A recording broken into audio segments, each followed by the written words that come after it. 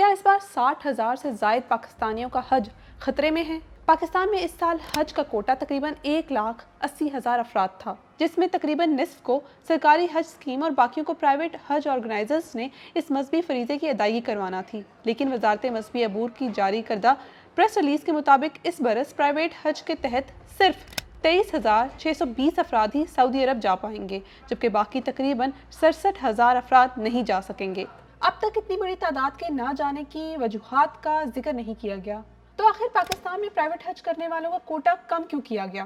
ہم نے چند پرائیویٹ آرگنائزرز سے بات کی جنہوں نے بتایا کہ ریکوائرمنٹ کے مطابق انہوں نے وزارت مذہبی امور کے اکاؤنٹ میں اکتوبر میں ہی پیسے جمع کروا دیے تھے۔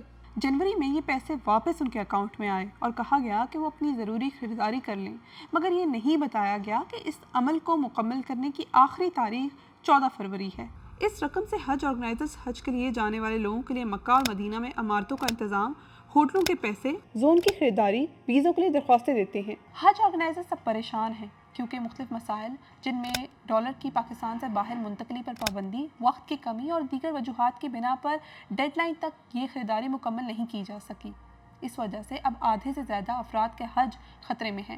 دراصل پہلے ایسا ہوتا تھا کہ حج آرگنائزرز خود جا کر اپنی خریداری کو مکمل کر کے حاجیوں کے ویزے حاصل کرتے تھے، مگر اب طریقہ کار تبدیل ہو گیا ہے۔ سعودی حکومت ایک پورٹل قائم کیا اور کہا کہ تمام شرائط پوری کریں، جس کے بعد ویزا ایشو کیے جائیں گے، اور ان تمام امور کی انجام دہی کے لیے 14 فروری کی ڈیڈ لائن دی گئی تھی۔ اب آرگنائزرز کا شکوہ ہے کہ پورٹل بند ہو چکا ہے، تمام شرائط بھی پوری نہیں کی جا سکی، جس کی وجہ سے ویزے ایشو نہیں کیے گئے۔ دوسری طرف ترجمان وزارت مذہبی امور عمر بٹ نے اپنے تحریری پیغام میں ان تمام الزامات کو مسترد کیا ہے اور کہا ہے کہ وزارت مذہبی امور حج پالیسی کو نافذ کرنے کے پابند ہیں، جس کی منظوری کابینہ دیتی ہے اور سعودی حکومت کی جانب سے ہدایات ملتی ہیں۔ یہاں یہ بات بھی قابل ذکر ہے کہ وزارت مذہبی امور کے ایک اجلاس میں کہا گیا ہے کہ 14 فروری کی ڈیڈ لائن کے متعلق ستمبر میں بتا دیا گیا تھا۔ پاکستان میں پرائیویٹ حج کمپنیاں اب رقم کی واپسی میں مشکلات کا سامنا کر رہی ہیں۔ وزیر اعظم شہباز شریف نے اس معاملے کی تحقیقات کا حکم دے دیا ہے اور ایک کمیٹی بھی قائم کر دی ہے، اور اب وہ اس کمیٹی کے رپورٹ کا انتظار کر رہے ہیں۔